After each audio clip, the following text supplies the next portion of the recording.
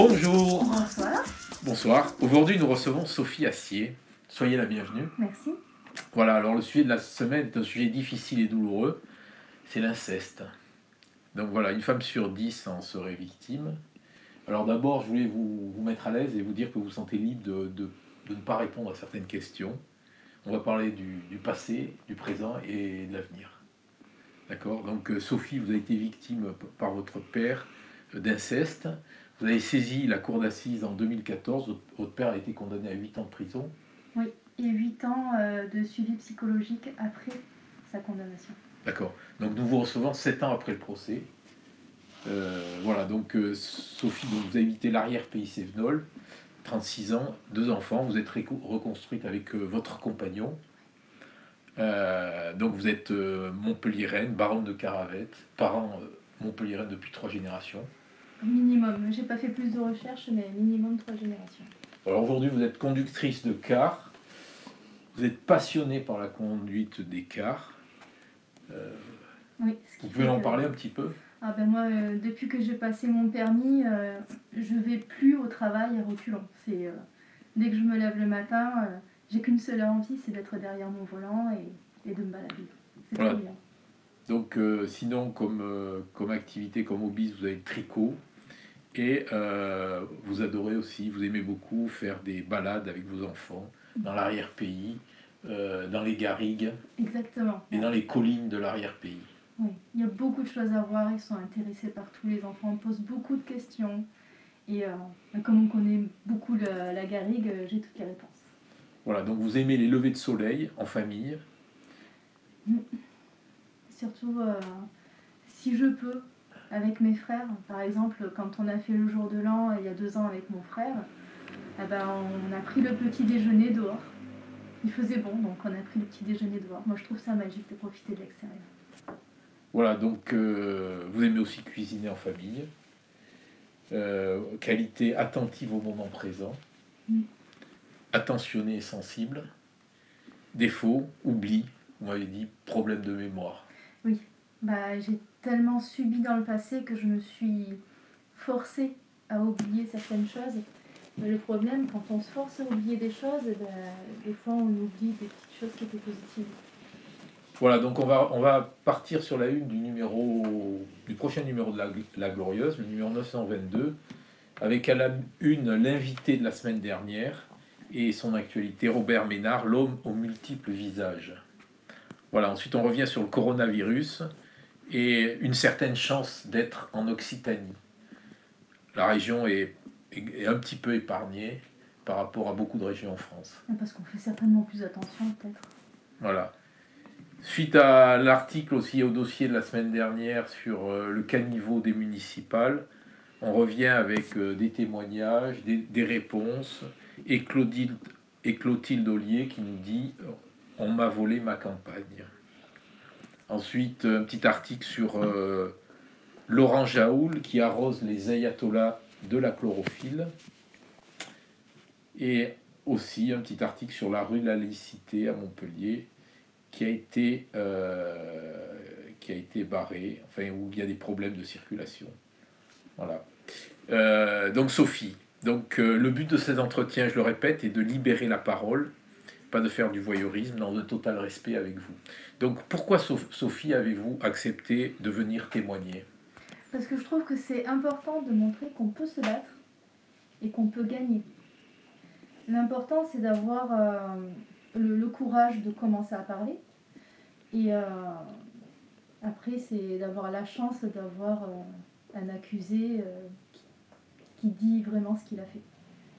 Parce qu'il y a des personnes qui vont porter plainte et qui sont vraiment victimes, mais la personne qui leur a fait des préjudices, elle va nier, elle va dire non, j'ai pas fait ci, j'ai pas fait ça.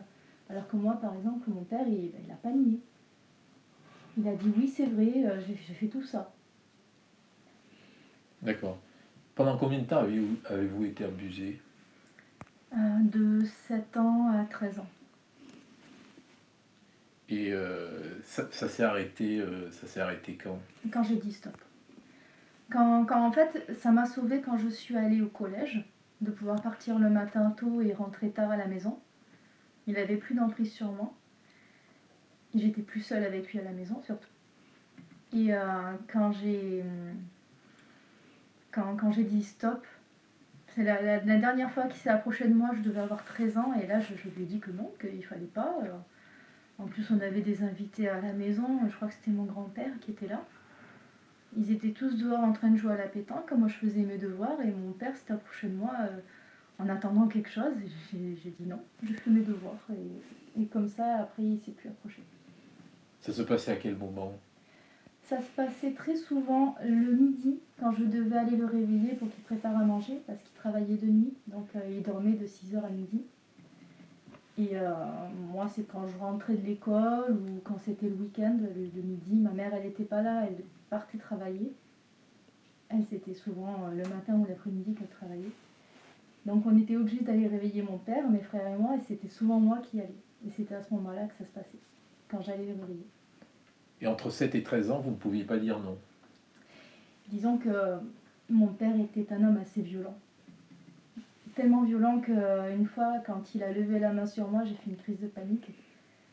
Donc, étant donné qu'il ne pouvait pas m'atteindre de manière violente, il m'a atteint autrement. Mais il tabassait mes frères. D'accord. Donc, je sentais qu'il valait mieux pas que je parle. Qu'est-ce que vous ressentiez à l'époque? De la peur. De la peur, j'avais pas confiance en moi. Et puis en même temps, quand je voyais mes copines avec leur papa, je me disais que c'était normal ce qui se passait avec mon père, que peut-être elle aussi elle vivait la même chose. C'est vrai que je pensais que c'était normal à l'époque. Vous n'en parliez pas à vos copines? Non, on était trop petites, et puis dans les années 90, on parlait pas du tout de ça. C'était tabou le sexe à l'époque. Quand elles l'ont su, elles ont dit quoi? Elles étaient choquées. Il y a eu le mot écœuré, outré. C'est surtout mes copines du lycée aussi qui ont dit que je comprends pas, j'en reviens pas. Mon père a serré la main de ce monstre. Et c'est vrai que personne s'y attendait, puisque nous on présentait notre père comme un mec super sympa.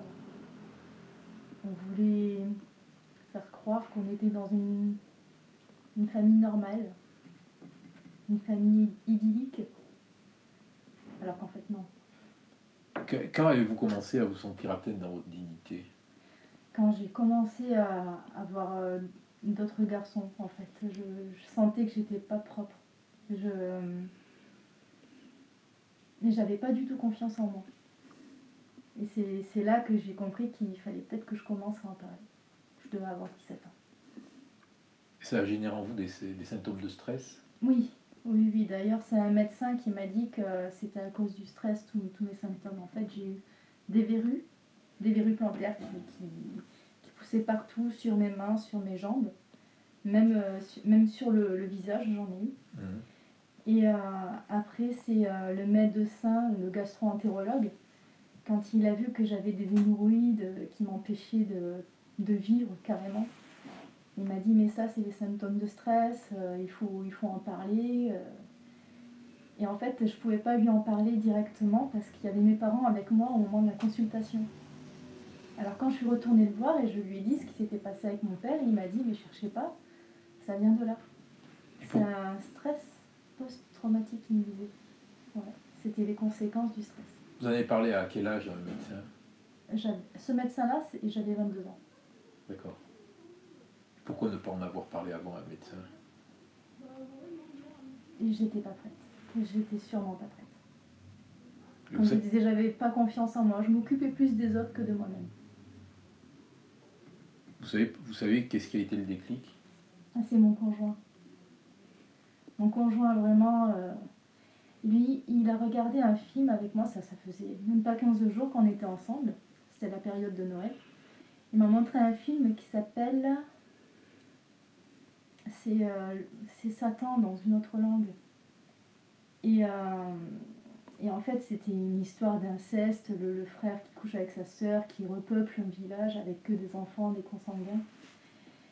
Et il me disait, la morale de cette histoire, elle est horrible, c'est une histoire d'inceste, de viol, tout ça. Et quand j'ai vu qu'il avait la tête sur les épaules, je me suis dit, c'est bien, parce qu'avec lui, je me sens du bon côté. Mmh. Je me sens protégée, et je me suis dit, je pense que je peux commencer à parler. J'en avais parlé avec une copine au travail, mais je ne pensais pas que j'aurais réussi à tout traverser. Avec votre famille, ça s'est passé comment? Il y a eu une grosse explosion. C'est vrai que ça a délié les langues. On a découvert que mon père avait un passé beaucoup plus lourd que ce que je pensais. Et j'étais pas sa première victime. Donc j'ai eu du soutien familial plus. Mais c'était pas le soutien familial que je pensais avoir. Mes tantes ont été plus proches de moi que ma propre mère. Justement, je voulais vous poser la question, comment ça s'est passé avec votre maman? Ma maman, disons qu'au début, la première fois que je lui en avais parlé, je devais avoir 25 ans, quelque chose comme ça. Elle avait été malade très longtemps, elle est restée à l'hôpital et quand elle est sortie de l'hôpital, je lui avais parlé de ça. Et elle a parlé avec mon père et puis elle pensait que ça s'était arrangé. Elle pensait qu'on pouvait tourner la page et avancer comme ça. Et pendant 3 ans, elle a gardé ce secret, on n'a rien dit à mes frères, rien du tout. Et quand elle a eu un problème de santé des poumons, j'ai cru qu'elle allait mourir, j'ai cru que c'était un gros cancer. Et puis en fait non, elle s'est fait enlever un morceau de poumon. Mais quand elle est sortie de l'hôpital, que j'ai vu que mon père avait l'emprise sur elle de nouveau, bah, je lui ai dit que j'allais déposer une plainte. Et là, elle m'a complètement tourné le dos. Ces mots, ça a été mais t'es con ou quoi. C'est tout l'inverse de ce qu'on s'attend en fait. Quand on annonce à sa maman qu'on a subi des choses, normalement c'est tout l'inverse. Mais c'est vrai que ces premiers mots, ça résonne dans ma tête encore. Bon, aujourd'hui on a tourné la page, hein, on avance. Mais c'est vrai que sur le coup, pendant plusieurs mois, je ne me suis pas adressée à ma mère du tout. Je ne répondais pas au téléphone, j'ai déménagé. Presque je me cachais. Je me cachais parce qu'en fait, quand j'ai déposé la plainte, j'habitais encore dans le même village que mon père. Et comme mon père était en liberté, c'était vraiment très très dur, donc j'ai déménagé. Qu'est-ce qui est arrivé à votre père? Mon père, il travaillait toujours. En fait, il y a eu le dépôt de plainte.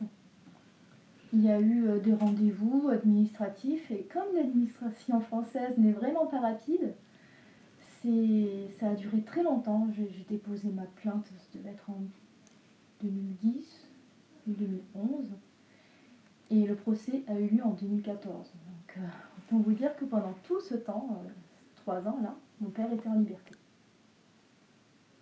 Je le croisais sur la route, je le croisais tout le temps. J'avais de l'eczéma sur les bras et les jambes tellement que ça me stressait de le croiser sur la route.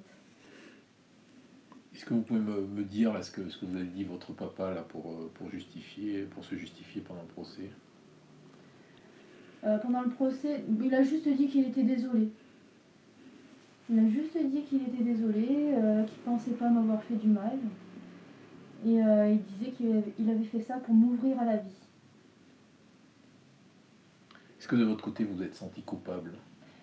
Oui, vraiment, je me suis sentie coupable. Je me suis sentie coupable parce qu'en fait, ça a fait souffrir des personnes que je ne m'attendais pas à faire souffrir. Par exemple? Mes tantes qui avaient mis ce passé derrière elles, elles ont souffert. Je ne pensais pas les faire souffrir comme ça parce que je ne savais pas qu'elles avaient vécu des choses comme ça. Est-ce que vous êtes en contact avec des hommes ou des femmes qui ont subi des incestes? Oui, oui. Mais comme il y a prescription, ils peuvent pas. Puis ils n'ont même pas envie de se battre. C'est du passé, c'est très loin derrière. Qu'est-ce qu'il faut pour se battre?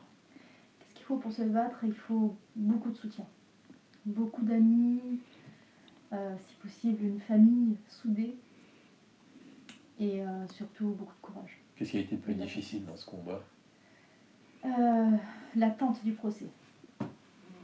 Vraiment, ça a été très long. Depuis le jour du dépôt de plainte jusqu'au jour du tribunal, je ne sais plus comment on dit. Quand on s'est rejoint à la cour d'assises, quand ça a été vraiment décidé, Eh ben là, ça a été vraiment très très long. Très très long. Il a fallu que je fasse un suivi psychologique, que je prenne des congés supplémentaires. Enfin, ça a été vraiment très très long. Qu'est-ce qui a changé aujourd'hui dans votre vie? Allez, à part le travail, tout a changé. À part mon conjoint, évidemment, il est toujours avec moi. Parce que lui, il fait partie de moi. Et qu'est-ce qui a changé? Je suis maman, je vais bientôt me marier, j'ai des objectifs positifs. J'ai une jolie maison qui m'appartient. Les choses qui ont changé, voilà, c'est que j'ai des responsabilités. Mhm. Et mais j'ai plus de problème. Comment avez-vous fait pour remonter la pente? Justement, on a fixé des objectifs. Tous les jours, des nouveaux objectifs. Avancer pas à pas. Quel genre d'objectif? Les objectifs... le premier objectif, déjà, c'était terminer ce procès. Déjà, avant d'arriver au procès, on avait dit à mon conjoint, pour réussir à avancer, ce serait bien qu'on fasse un enfant, pour nous changer un peu les idées et tout. Et on a eu un enfant, avant le procès. Mhm. Bon, il est tombé malade, mais ça nous a vraiment aidé à penser à autre chose qu'au procès.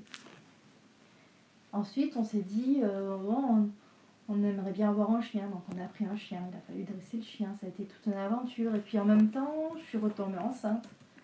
Et on a acheté une maison. Et c'est des projets comme ça qui construisent la vie, et qui permettent de garder vraiment ce regard loin vers l'avenir. C'est ça qui aide vraiment à avancer. Vous avez eu des difficultés pour vous reconstruire à certains moments? Oui, c'est pour ça que j'ai eu besoin d'un suivi psychologique, parce que je me sentais vraiment pas assez forte. J'avais besoin vraiment de dormir, parce que je trouvais pas le sommeil.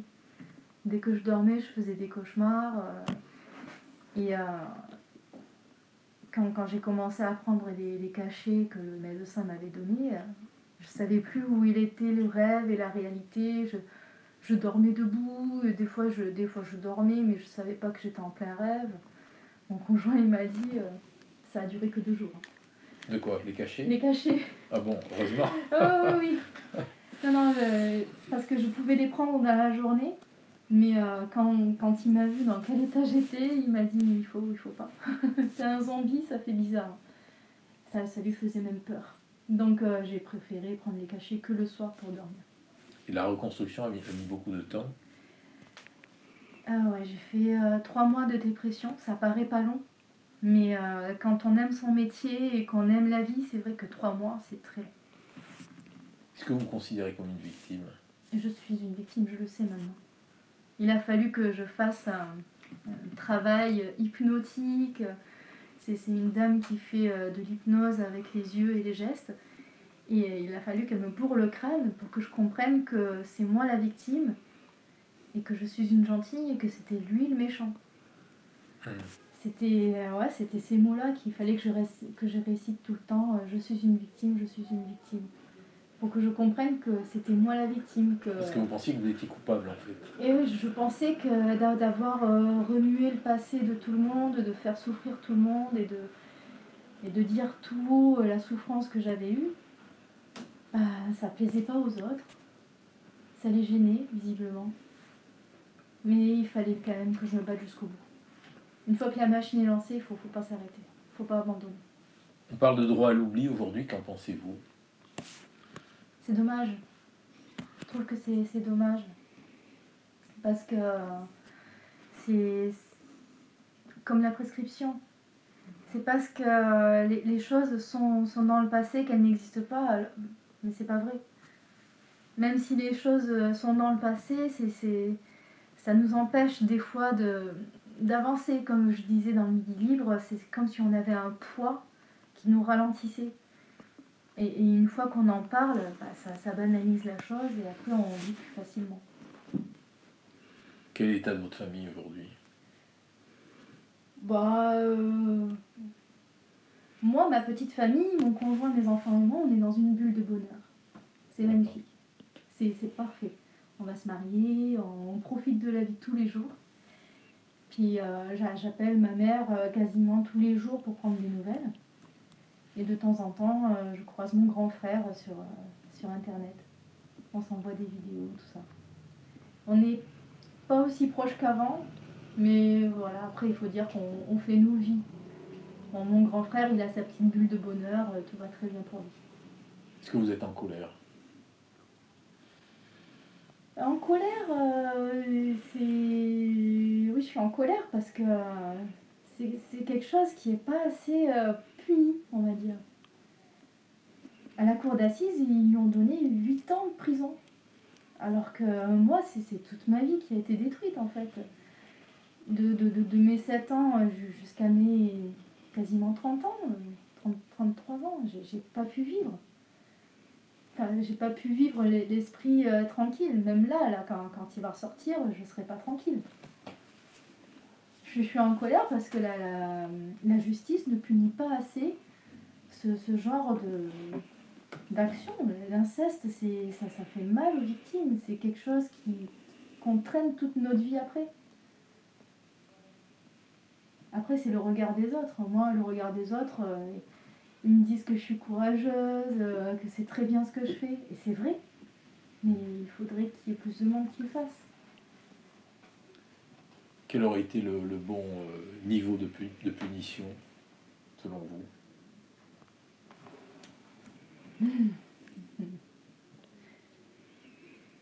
Non, je ne vais pas répondre à cette question.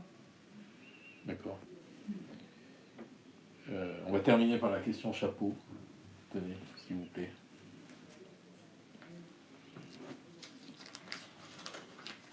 Alors...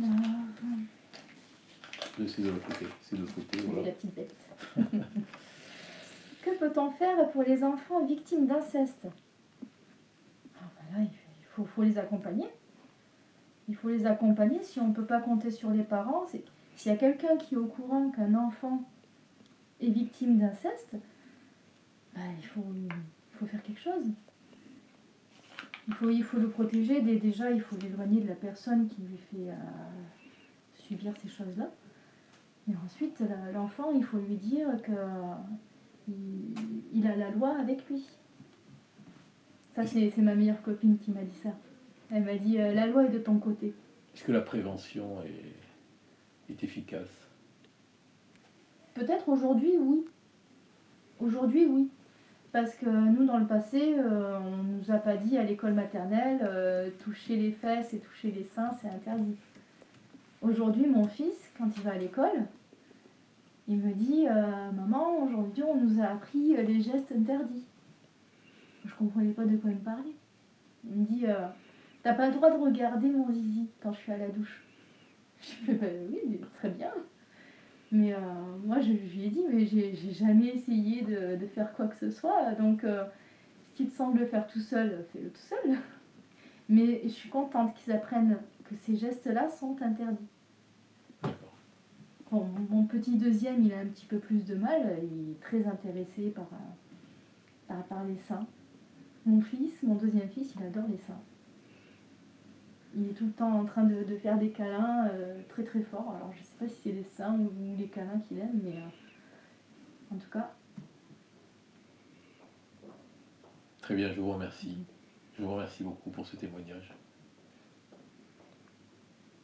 C'était avec plaisir. Et si on peut faire bouger les choses, le plus important c'est de parler. Merci encore.